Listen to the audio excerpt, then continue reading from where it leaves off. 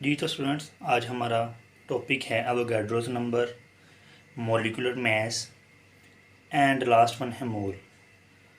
तो हम एक सीक्वेंस के साथ इन सबको डिफाइन करेंगे, देखेंगे कि एवोगाड्रोस नंबर क्या होता है, उसके बाद मॉलिक्यूलर मास किस तरह फाइंड करते हैं और क्या होता है। उसके बाद मोल की डेफिनेशन देखेंगे कि मोल जो ये टर्म है ये केमिस्ट्री के अंदर बहुत ज़्यादा यूज़ होती है, तो देखेंगे ये क्या होता है मोल। उसके बाद ये हमारा सारा टॉपिक क्लियर हो जाएगा। तो जो आज का हमारा फर्स्ट टॉपिक है वो है एवोगाड्रोस नंबर। एवोगाड्रोस नंबर क्या है? एवोगाड्रो नंबर बेसिकली सब्सटेंस है या मैस का सब्सटेंस है जिसके अंदर 6.02 10⁻23 पार्टिकल्स होते हैं।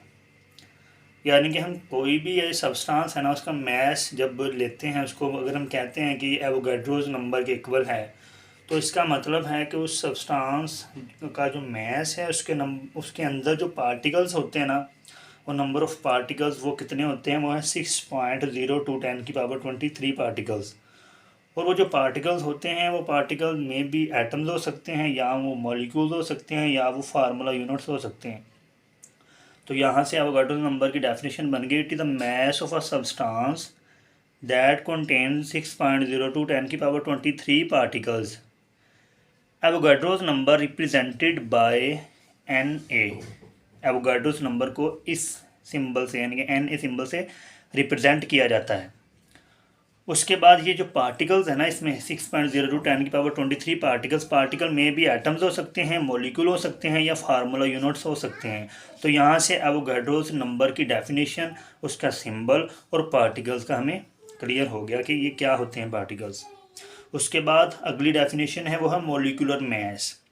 मॉलिक्यूल, जैसा कि हमें मॉलिक्यूल वर्ड से ही हमें अंदाज़ा हो रहा है कि molecule which is combination of atoms. तो जब हमने मॉलिक्यूलर मास निकालना है ना किसी भी मॉलिक्यूल का, तो उसका जो एटॉमिक मैसेज होते हैं, जो एटॉमिक नंबर यानी कि एटॉमिक मैसेज होते हैं उन एटम्स के, उनको अगर सम अप कर लें तो वो हमारे पास क्या आ जाता है, मॉलिक्यूलर मास आ जाता है।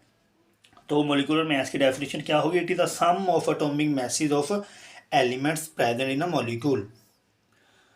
तो यहाँ पर मैंने एग्जांपल लिखी हुई है वाटर की, कि वाटर का जो ये मॉलिक्यूल है ना H2O, तो देखें अब इसका मॉलिक्यूलर मास मैं किस तरह कैलकुलेट करता हूँ कि हाइड्रोजन का एटॉमिक नंबर होता है 1, और साथ में ये 2 है, और साथ में ऑक्सीजन का आता है एटॉमिक नंबर 16।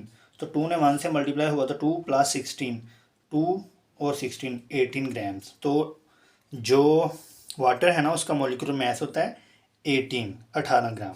तो यहाँ से हमें ये भी पता चल गया कि मॉलिक्यूलर मास होता क्या है और उसको कैलकुलेट कैसे किया जा सकता है। हम किसी भी मॉलिक्यूल का मॉलिक्यूलर मास इस तरह कैलकुलेट कर सकते हैं। तो आई होप कि आपको ये दोनों डेफिनेशंस, एवोगाड्रोस नंबर और मॉलिक्यूलर मास, ये दोनों क्लियर हो गई होंगी। तो आज का जो लास्ट टॉपिक है वो है मोल। यह टर्म केमिस्ट्री के अंदर बहुत ज़्यादा यूज़ होती है कि मोल क्या है जी।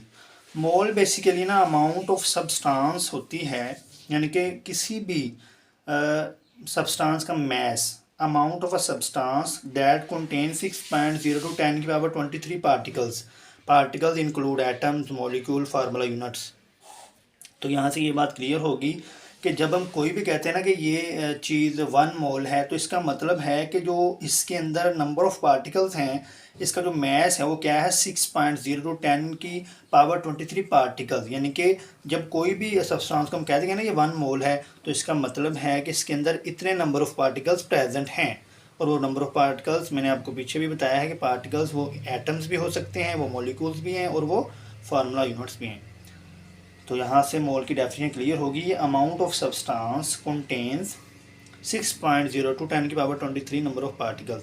ये बेसिकली रिलेशनशिप है, मोल जो रिलेशन को शो करता है नंबर ऑफ पार्टिकल्स के और मास ऑफ अ सब्सटेंस के दरमियान। तो आई होप कि आपको ये तीनों डेफिनेशंस क्लियर हो गई होंगी, Avogadro's number, molecular mass and last one है मोल। तो अपना बहुत सा ख्याल रखिएगा। अल्लाह हाफिज़।